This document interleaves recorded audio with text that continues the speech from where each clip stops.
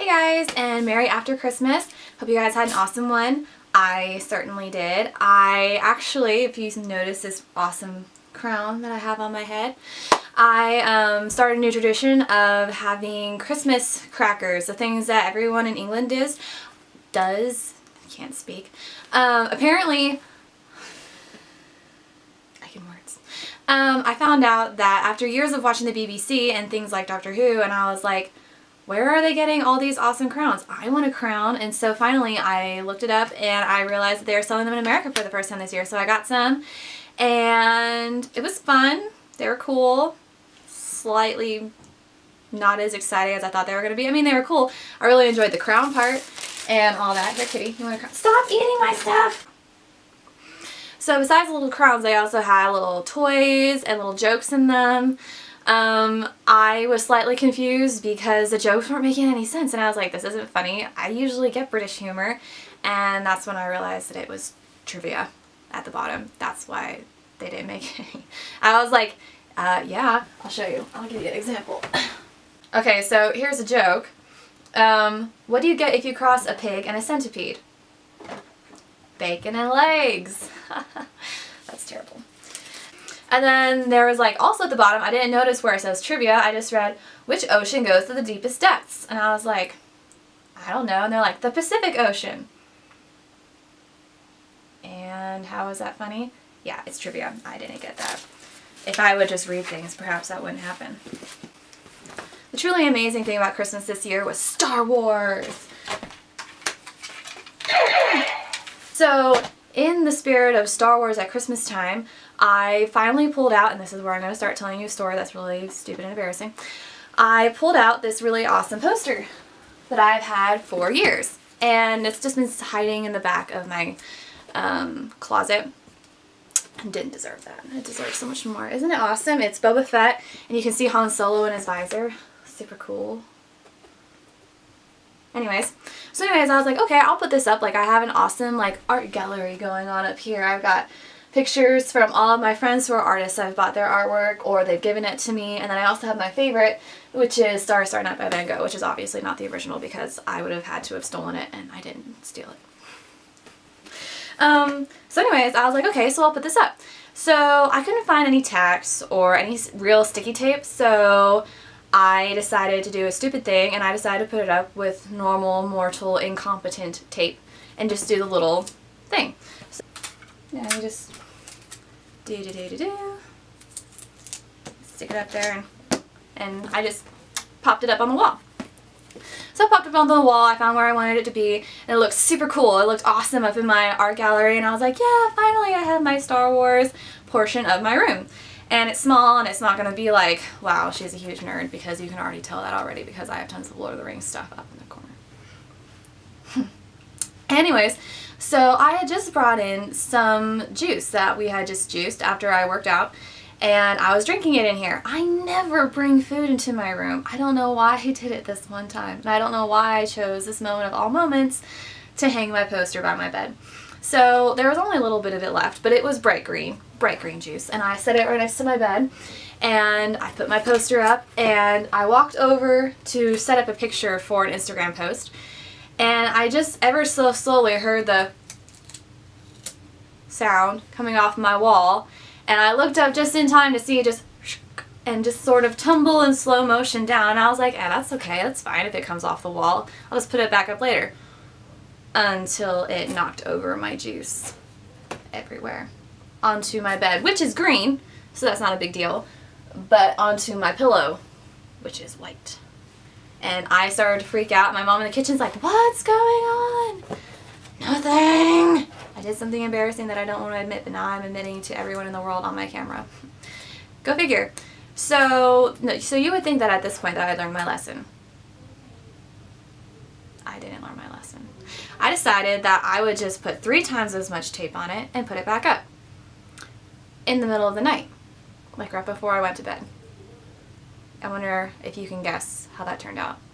Maybe we can try it again. Maybe we can see what happens. Whoa. Like that.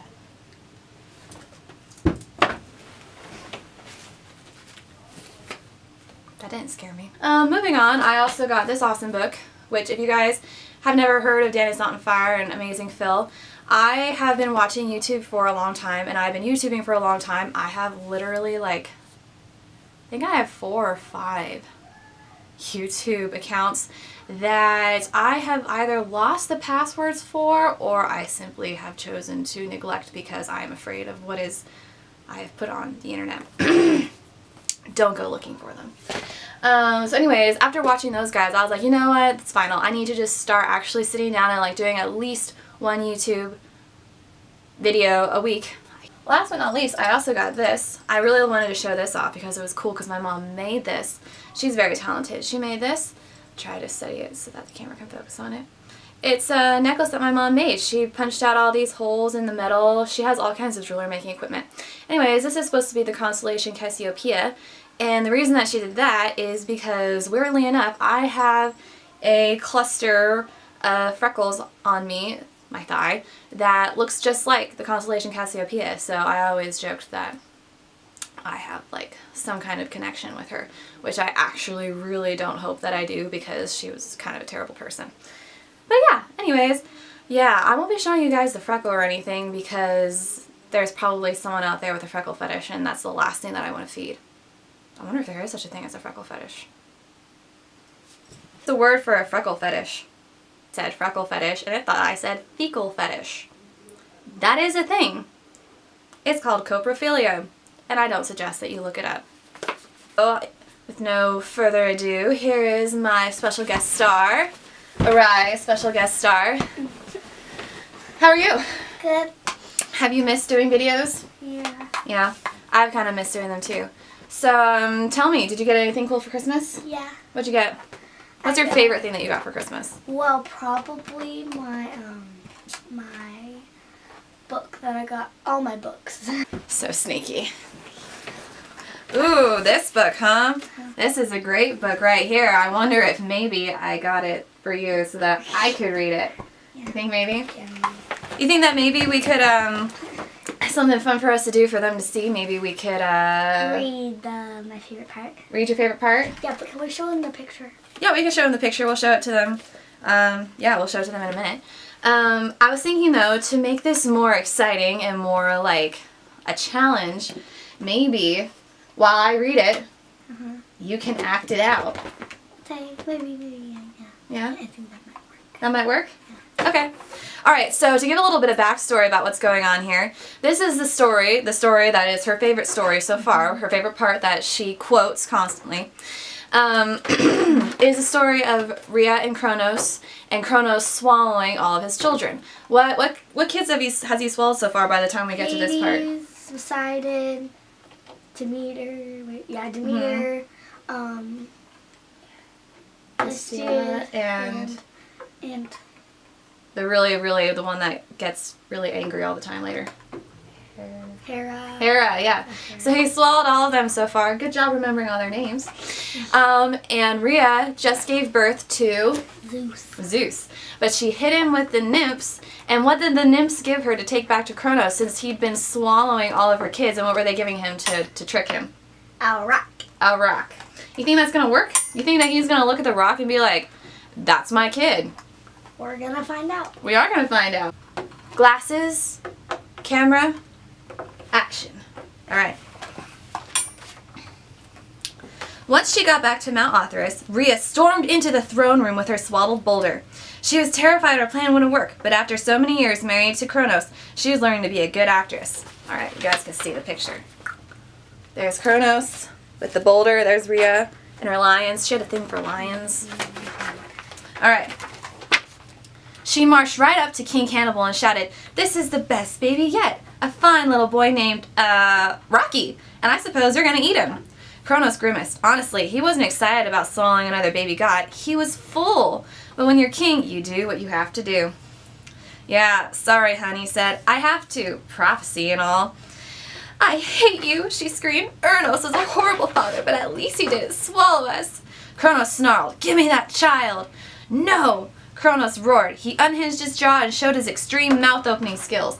"Now!" He snatched up the swaddled boulder and stuffed it down his throat without even looking at it, just as Rhea had hoped. Hey, you were right. He just got so angry that he just swallowed it without looking at it. In Kronos' belly, the 5 undigested young gods heard the rock rolling down the esophagus. "Incoming!" yelled Poseidon. They shifted as much as they could in the cramped space, and Rocky landed in their midst. "This is not a baby," Hades noticed. "I think it's a rock." He was observant that way. Meanwhile, in the throne room, Rhea threw an Oscar-worthy tantrum. She screamed and stomped her feet and called Kronos all kinds of unflattering names. "Rocky," she wailed. "No!" Kronos started to get a bad stomachache. "That kid was filling," he complained. "What have you been feeding him?" "Why should you care?" Rhea wailed. "I'll never have another child again." That was okay with Kronos. He was stuffed. Rhea ran screaming out of the throne room, and he didn't try to stop her. Eventually, things quieted down in the palace. Kronos was now convinced he had thwarted the curse of Uranus. Did he? No way could his children displace him, since he knew exactly where they all were. He was the king of the cosmos and would never be overthrown. Hey, you know what? There's a paper crown over there still. He was the king of the cosmos and would never be overthrown. Are you having a hard time with that? Yeah, king of the cosmos right there. Meanwhile, Rhea visited Mount Ida whenever she could. Her baby boy began to grow up, and Rhea made sure he heard lots of bedtime stories about his horrible father and his 5 undigested siblings who were just waiting to be rescued from Kronos' gut. And that, children, is the end of our story for the day. How do you know they're children? Oh yeah, I guess some of you guys watching could totally be adults. Alright, do you know how to sign off? You know how to do my sign off? Alright? Bye, guys! Bye. Okay, I'll go. That was it. Go stop. Go stop the recording. You know how to do it? Don't break it.